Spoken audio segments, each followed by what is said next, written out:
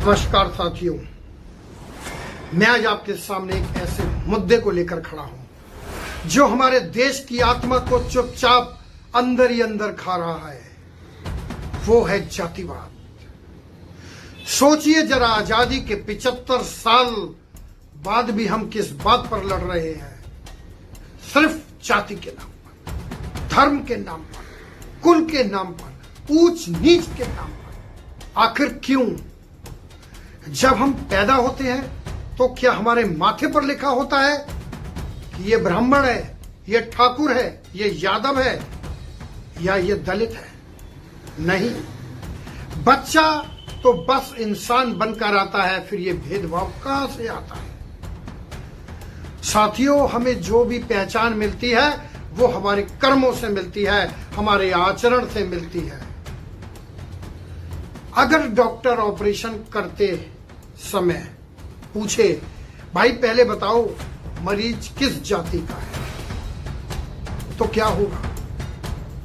अगर एक फौजी गोली चलाते समय पूछे कि पहले देख लूं दुश्मन किस जाति का है, तो क्या देश बचेगा? अगर एक शिक्षक पढ़ाते वक्त कहे कि आप किस जाति के हैं, मैं सिर्फ ऊंची जाति के बच्चों को ही पढ़ाऊंगा, तो समाज कहां जाएगा? दोस्तों, जातिवाद सिर्फ एक मानसिक बीमारी नहीं है, ये एक समाज को तोड़ने वाला जहर है। कई बार हम कहते हैं, अरे वो हमारे समाज का नहीं है, हमारी बिरादरी का अलग है। बताइए क्या चल रहा है? लेकिन क्या ये मौत भी जाति देखकर आती है? क्या बीमारी भी ऊंच नीच देखकर आती है?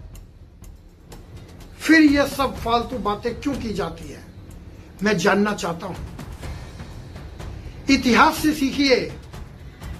आपने सुना होगा डॉक्टर भीमराव अंबेडकर एक दलित परिवार से थे, लेकिन आज पूरे भारत में उन्हें संविधान निर्माता के तौर पर पूजा जाता है। आखिर क्यों? क्योंकि उन्होंने कर्म से पहचान बनाई, ना कि जाति से। भगत सिंह को देखिए, कभी नहीं देखा कि मैं किस जाति से हूं, मैं तो बस आजादी ही चाहता हूं। और देश गुलाम था, तब सबने मिलकर लड़ाई लड़ी। तब कोई ये नहीं देखता था कि साथ में लड़ रहा साथी किस जाति का होगा। तो आज हम क्यों एक दूसरे को तोड़ रहे हैं? क्यों जातिवाद फैला रहे हैं? आज की हालात देख के ऐसा लगता है क्या होगा देश का।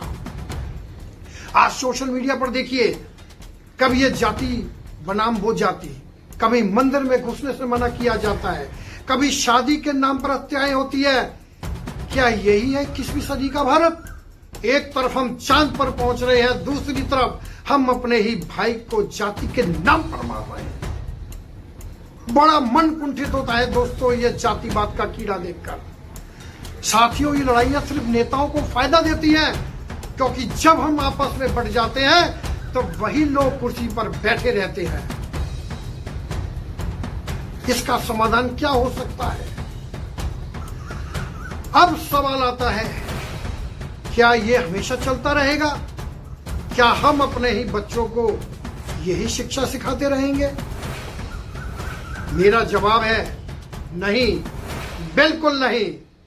अब समय आ गया है कि हम सब एक नई सोच लेकर आगे बढ़ें।